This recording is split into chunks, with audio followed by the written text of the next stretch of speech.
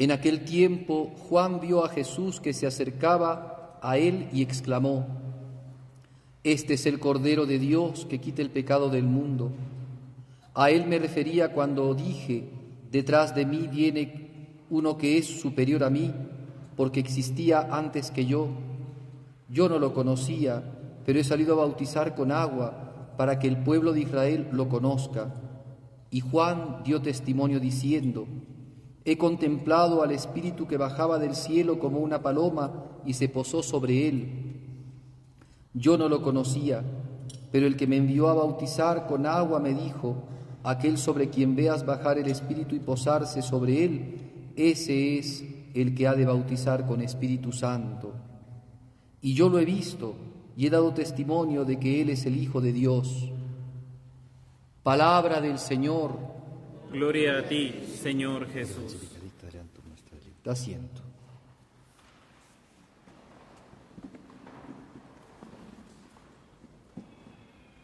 Queridos hermanos, en Cristo nuestro Salvador, hoy día la Iglesia está celebrando el segundo domingo del tiempo de la feria. Miren cómo ha pasado esta época de Navidad, bastante rápida.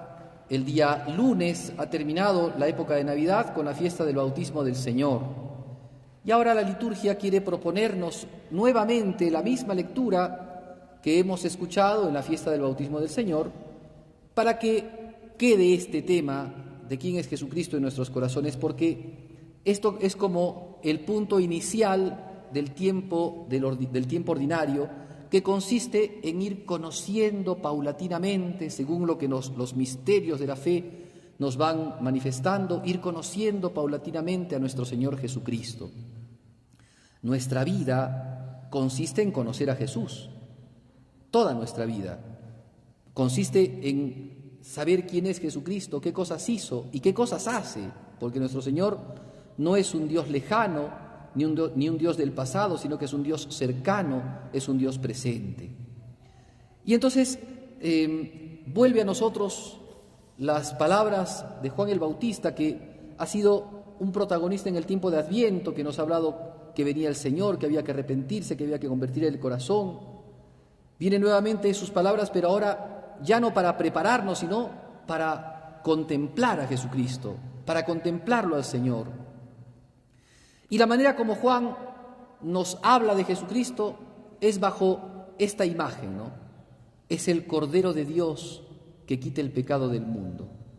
Como dice el texto de San Juan, y también lo dicen los otros evangelistas, vio a Jesucristo que se acercaba y entonces le mencionó a sus discípulos. Juan tenía muchos discípulos y le mencionó a sus discípulos: miren, he ahí el Cordero de Dios que quita el pecado del mundo. Y después, también este texto que hemos escuchado nos dice que Juan anuncia que es testigo de Jesucristo, de que Él es el Hijo de Dios, y de que quien lo había enviado a bautizar, que es Dios Todopoderoso, le había dicho que aquel que viera, ¿no?, que descendía una paloma sobre él, ese sería el que iba a bautizar con Espíritu Santo.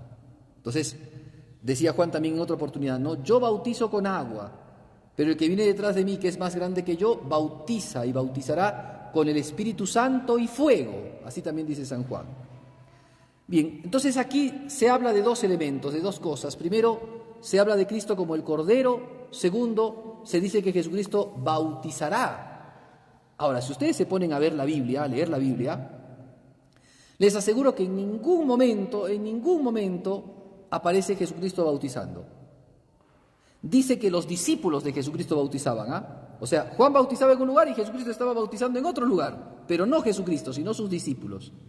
Nunca un texto bíblico dice que Jesucristo bautizará, pero eso significa que lo que dice Juan es mentira de ninguna manera. También es otro dato interesante, Jesucristo mismo, después ya del bautismo de Juan, por supuesto, ya en su predicación, tiene una frase que ciertamente es misteriosa, pero que nos ayuda mucho a entender esto. Dice: he venido a traer fuego a la tierra y cuánto deseo que arda. Tengo que recibir un bautismo y cuánto espero que se dé. Muy bien, entonces vamos a ver brevemente, en la medida de las posibilidades, este tema del Cordero y la cuestión del bautismo. Primero, la cuestión del Cordero. ¿Qué quiso decir Juan cuando dijo a Jesucristo o de Jesucristo, es el Cordero de Dios que quita el pecado del mundo. ¿Qué entendían los israelitas y qué debemos de entender nosotros en base a esta frase que dijo San Juan?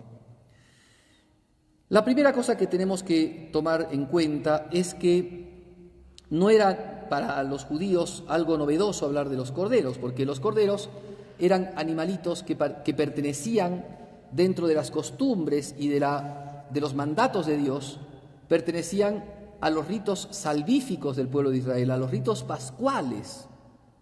Hay que remontarse entonces al libro del Éxodo, cuando Dios le dice a Moisés, y por Moisés a todo el pueblo, de que Dios quería sacarlos de Egipto, lugar de opresión, lugar de esclavitud, lugar de una vida miserable, y los iba a llevar a la tierra prometida. Pero para empezar esta hazaña, que era la independización del pueblo de Israel y la peregrinación hacia la tierra de Canaán, tenían que hacerlo con un rito, con una liturgia. Y entonces Dios dijo a los judíos que tenían que tomar a un corderito macho de 1 año, sin defectos, y que debían de, matarlo y cocinarlo a las brasas y comerlo de una manera particular, ¿no? Eso es lo que nosotros vamos en la Semana Santa, lo examinamos, lo vemos, lo reflexionamos, porque el Cordero Pascual es representación de Cristo, ¿no? Entonces, eso es lo que dijo Dios al pueblo de Israel, que para lograr su liberación y para hacer que quedasen ellos libres de la esclavitud y además libres de el ángel de la muerte, de ese ángel que iba a pasar y que iba a destruir a todos los primogénitos de Egipto, hombres y animales, para que ellos quedasen salvados, ¿no?, de esta condena y juicio de Dios, tenían que bañar con la sangre del cordero los dinteles de las puertas de las casas. Entonces ahí tenemos una primera cosa que los judíos pensaban cuando decían que Jesús es el Cordero. Cuando Juan dijo, este es el Cordero de Dios que quita el pecado. Bueno, primera cosa entonces, el Cordero de Dios. El Cordero que Dios había dicho, el Cordero que Dios había dado al pueblo de Israel para que sirva de señal de liberación, de señal de salvación. Eso es lo que podían entender.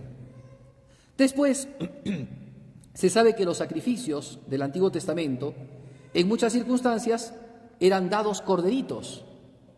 Por ejemplo, si ustedes recuerdan, vamos a tener el día 2 de febrero la fiesta de la presentación del Señor o de la Virgen de la Candelaria, ¿no?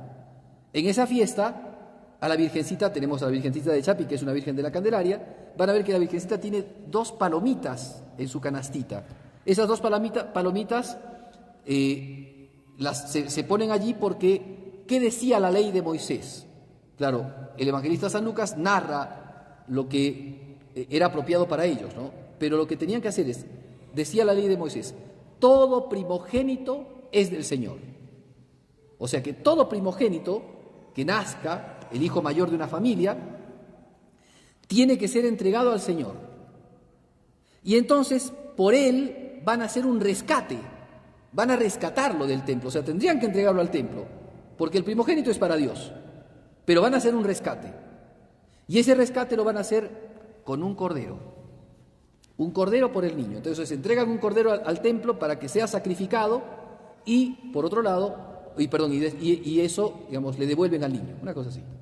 Pero la gente pobre, que no podía comprarse corderitos, entregaban al menos 2 pichoncitos de palomas. Por eso la Virgen tiene en sus manitos o en su bracito tiene una canastita con 2 pichoncitos de paloma, porque eso es lo que pasó en la presentación del Señor. Muy bien. Ahora, entonces, cuando ellos pensaban en el cordero, pensaban también en el rescate. Se entrega el cordero en rescate.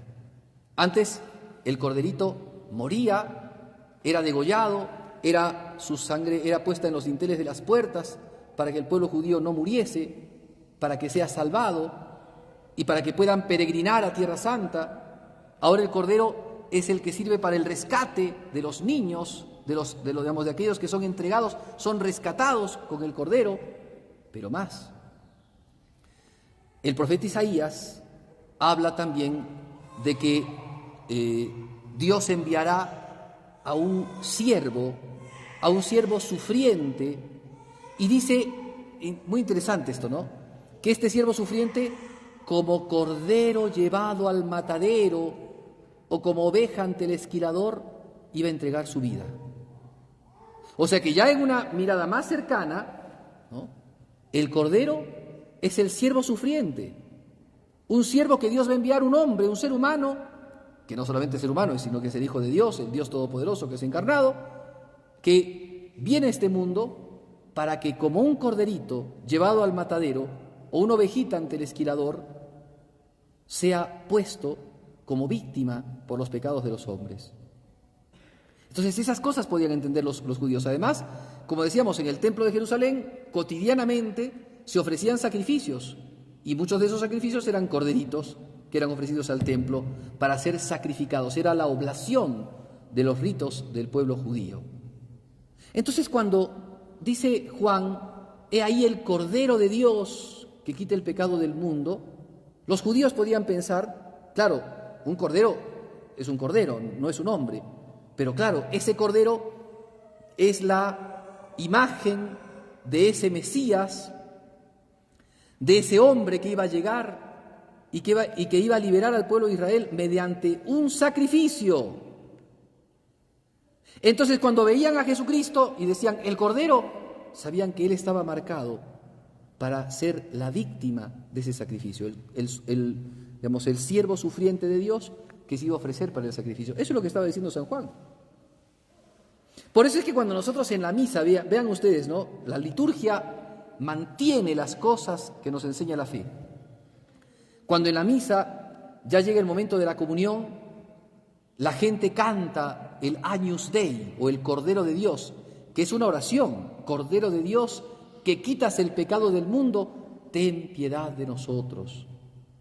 3 veces lo dicen, ¿no?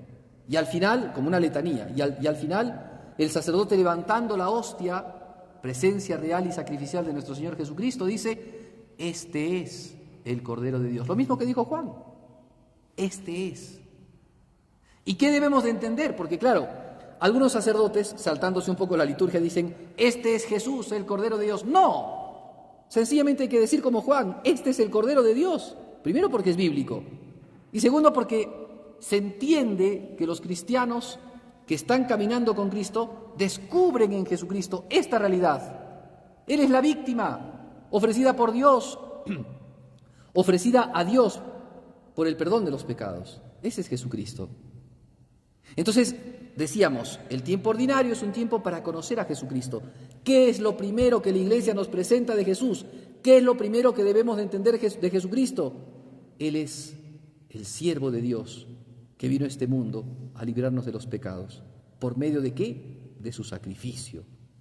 Fue su sacrificio el que nos ha liberado. Por eso es que decía Isaías también, este mismo que decía: mi cordero, no como el cordero llevado al matadero, como la oveja ante el esquilador, va a decir también Isaías: en sus llagas o por sus llagas hemos sido curados.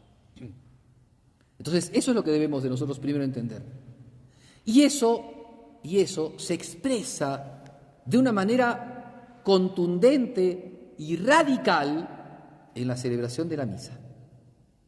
Porque no solamente es el nombre de Jesús como Cordero de Dios, sino que es su acto sacrificial el que nos ha salvado de los pecados.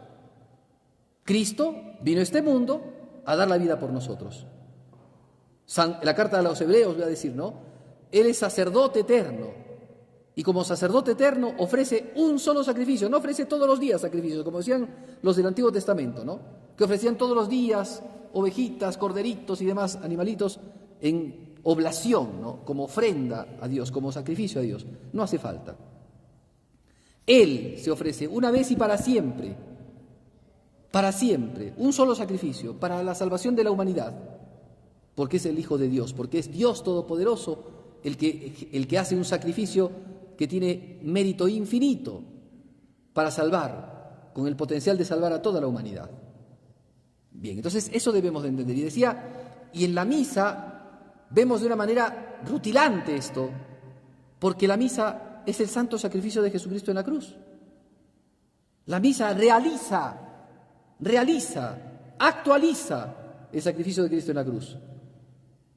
La misa no es solamente una representación como una especie de obra teatral, sino es un traer al presente, es una actualización, es un verdadero sacrificio. Decía el Concilio de Trento, para que por si acaso alguno no entendiese bien, decía el Concilio de Trento: quien negase que la misa es verdadero sacrificio, sea anatema. O sea, no es católico, está fuera de la Iglesia. Aquel que participa de la misa tiene que saber que participa del verdadero sacrificio de Cristo en la cruz. Verdadero sacrificio. No es obra teatral, no es representación nada más, no son actos de memoria, sino es una actualización. Por eso entonces es tan importante la participación de la misa, porque de ella recibimos nosotros todos los frutos, todas las gracias, todos los méritos de la pasión, de la Santa Misa, de ella, porque Cristo es el Cordero de Dios. Entonces, si entendemos la verdadera significación del Cordero de Dios, entendemos el sacrificio. Y si entendemos el sacrificio, tenemos que ver el sacrificio aquí, no hace 2000 años solamente, sino aquí, en la celebración. Porque Cristo nuevamente nos dice: esto es mi cuerpo, esta es mi sangre que se entrega por ustedes. Y cuidado, no dice: esta es mi sangre que se entregó, o este es mi cuerpo que se entregó. No, este es mi cuerpo que se entrega, esta es mi sangre que se derrama por nosotros, hoy día. Por eso es que la misa nos trae el sacrificio de la cruz aquí, hoy día. Cuando participas de la misa, no hace falta que hagas esto, que hagas el otro, basta que tú contemples la pasión y recibes, como quien recibe la lluvia copiosa que viene del cielo, recibas de Dios las gracias que la misa entrega. Por eso tan importante para nosotros valorar y participar de la Santa Misa.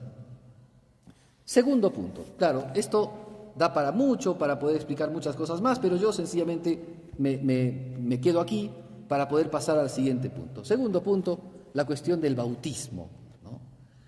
San Juan había recibido una consigna. La consigna era que él tenía que bautizar. Y el bautismo de Juan era un bautismo penitencial, para que los que se acercaran al bautismo con humildad, ¿no?, le pidieran perdón a Dios y percibieran la bendición de Dios y su misericordia. Pero Juan sabía que detrás de él venía alguien que iba a entregar bendiciones mayores, gracias mayores, que él no podía explicar. Él pone ciertos pensamientos, ciertas ideas, ¿no? Bautismo en el Espíritu, bautismo en fuego, en el Espíritu. San Juan Evangelista va a decir después: testigos son el agua, ¿no?, el agua, el Espíritu y el fuego. Bueno, el bautismo es eso. El bautismo cristiano, que no es el bautismo de Juan, es una regeneración, es una nueva vida. Es un paso, así como el fuego purifica, es un paso purificador. Pero también, así como el agua representa la vida, es el inicio de una nueva vida, la vida sobrenatural. Y el bautismo es hecho por el poder y la fuerza que viene de lo alto, no es de los hombres, es de Dios. Una vez Jesucristo, a los fariseos que continuamente le ponían piedras, le ponían tropiezos, Jesucristo les plantea, ¿no? Les dice: ¿el bautismo de Juan venía de Dios o venía de los hombres? Y estos hombres hipócritas se pusieron a confabular, ¿no? Si decimos que viene de Dios, nos va a criticar. ¿Y por qué no creyeron en él? Y si decimos que viene de los hombres, entonces va a decir, entonces la gente se los va a echar en contra porque estaban negando a Juan y todos tenían a Juan por profeta. ¿Qué respondieron los insulsos fariseos? No lo sabemos. Miren ustedes. Porque la hipocresía del hombre y la dureza del corazón puede hacer no que el hombre busque la verdad, sino que busque solamente sus propias conveniencias, ¿no? Pero el bautismo de Juan entonces era un bautismo penitencial. El bautismo de Cristo es un bautismo regenerativo. Es un nuevo nacimiento. Jesús, explicándole a Nicodemo, que era un magistrado judío, un fariseo, un hombre sabio, le dice: si no naces de nuevo, no puedes ver el reino de Dios. Y Nicodemo le dice, pero Señor, ¿cómo puedo yo nacer de nuevo? ¿Cómo un hombre puede nacer de nuevo si es viejo? ¿Otra vez va a meterse en el vientre de su madre? ¿Va a nacer? No. Dice Jesucristo, el que nace de la carne es carne.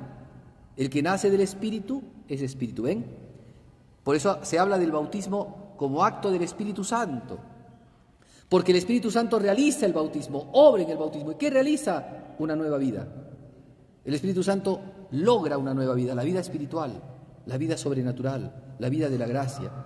Por eso es tan importante para el ser humano el bautismo, porque el bautismo lo pone en contacto con Dios, porque es un nuevo nacimiento.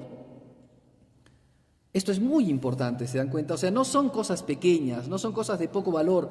Hoy día la gente ha minusvalorado, ha relativizado estas cosas tan importantes de la vida cristiana como es el bautismo. Muchos dejan que los hijos crezcan y se hagan grandes y no los bautizan. Y es por la tremenda ignorancia en la que viven. Otros inclusive influenciados por ciertas posturas de nuestros hermanos separados, dicen no, que tenga uso de razón y que elija. Claro, los hermanos separados lo que quieren es que elija ser protestante. Es lógico, por eso te dicen que no bautices de grande. En cambio, ¿qué enseñó la Iglesia desde siempre? Pero por eso hace falta un poquito de historia. ¿Qué hacían los apóstoles desde siempre? ¿Qué hacían los que sucedieron a los apóstoles? ¿Qué hacían? Bautizaban. ¿Y a quién? ¿Solamente a los adultos? No. Por ejemplo, en los Hechos de los Apóstoles cuenta cómo había un centurión llamado Cornelio que aceptó la fe de Jesucristo y cómo San Pedro lo bautizó a él y a toda su familia. A toda su familia. Desde los más chiquitos hasta los más grandes. Y esa era la costumbre de la Iglesia. Cuando toda una familia se convertía, bautizaban al papá, a la mamá, a los hijos chiquititos, a todo el mundo. Porque venía la fe. Como le dijo Jesucristo a Zaqueo, hoy he entrado la salvación a esta casa. ¿Se dan cuenta? Entonces es importante, hablar del bautismo es muy importante hoy día porque hay gente que está con pensamientos inclusive de superstición cuando se habla del bautismo, ¿no? Piensan que algunos, por ejemplo, en otras ciudades de nuestro mismo contexto peruano, piensan que el bautismo es como un anexo del rutuchi, ¿no? De la cortadita de pelo. Al niño lo hacen crecer el pelo largote y para tener varios padrinos y varias gente que le pueda parar de platita le cortan el pelito, ¿no? Y son sus padrinos de corte de pelo. Entonces, así también para el bautismo, ¿no? Claro, son cosas que se van mezclando, son elementos que se van mezclando y que cuando uno no tiene conciencia cristiana, cuando uno no tiene conocimiento de la fe, se van metiendo pues en la vida cristiana, ¿no? Otros, movidos ya por una sociedad de mercado, como en los colegios católicos, piden el bautismo. Entonces, ¿para qué bautizo a mi hijo? Para que pueda entrar en tal colegio. ¿Se dan cuenta? O sea, no tiene sentido el bautismo en sí mismo. Se perdió el sentido. Es cierto que en algunos colegios católicos piden el bautismo para que las familias se muestren cristianas y puedan enseñarle a los chicos de una manera mucho más natural, mucho más tranquila, la vida cristiana. Pero eso no significa que el bautismo es solamente para que tengas tu cartoncito, tu papelito de que estás bautizado para que te puedan meter en un colegio, ¿no? No se trata de eso. Por eso el bautismo es un acto importantísimo en la vida cristiana porque es un sacramento, porque es un misterio de la gracia, porque es un misterio por el cual Dios obra en nuestras vidas. Dios actúa verdaderamente en el bautismo, es Él. Santo Tomás de Aquino decía, la causa principal de los sacramentos es Dios. Es Dios el que los hace. Es Dios el que ha creado los sacramentos. Es Jesucristo el que los ha instituido. No son de institución humana, por eso es que los hombres no los podemos cambiar. Entonces hay que mirar estas cosas delante de los ojos de Dios. Hay que ponernos siempre en presencia de Dios y mirar estas cosas, conocerlo a Jesucristo. ¿Qué es lo que Jesús nos ha enseñado? Nos ha enseñado que Él ha venido a este mundo a entregar la vida por nosotros. Es el Cordero de Dios. ¿Quién es Jesucristo? Entonces, es el Cordero de Dios. Ha venido a traer un bautismo. Ese bautismo empieza con su pasión, porque el bautismo que viene a recibir Jesucristo es su pasión, es su muerte y resurrección, es el misterio pascual. Y es por ese bautismo que nosotros entramos a una nueva vida. Como Él salió de la muerte a la vida gloriosa del resucitado, Así también el bautismo nos hace salir a nosotros, por la inmersión o la ablución del agua, nos hace salir a nosotros a una vida nueva, que es la vida del resucitado, que es la vida victoriosa de Cristo. Ya en esta tierra nosotros gozamos un poquito del cielo por el bautismo que hemos recibido. Y nuestros nombres son inscritos en la vida eterna. Es muy bonito cuando el sacerdote da la bendición a los papás. Cuando el niño sea bautizado, el sacerdote después del rito da una bendición a los papás. Y en la primera bendición que dice, ¿no? Dice: Dios, que has alegrado el corazón de esta madre con la esperanza de la vida eterna de su hijo. Claro, la vida eterna ha empezado en su hijo por el bautismo. Este niño no tenía vida eterna, porque si un niño no está bautizado, en principio no ha comenzado la vida eterna. Pero el bautismo genera justamente el comienzo de la vida eterna. Entonces las madres cristianas se alegran porque ahora este niño saben, ¿no?, que tiene el comienzo de la vida eterna ya, y se ha alegrado su corazón por eso. Entonces eso es lo que es el bautismo, por eso tan importante, ¿no? Tenemos que conocer a Jesús y tenemos que conocer los misterios de Cristo, la obra de Cristo y todos los medios que Cristo nos ha dado para crecer en vida cristiana. Queridos hermanos, que entonces a quien Juan ha proclamado como el Cordero de Dios, es nuestro Salvador, es nuestro Dios y Señor. A Él debemos de adorarlo, a Él debemos de ensalzarlo, a Él debemos de también pedirle y agradecerle. Sepan ustedes que este tiempo que estamos atravesando es un tiempo de una crisis que hace bastante no veíamos en el Perú. Un tiempo muy difícil nos ha tocado atravesar.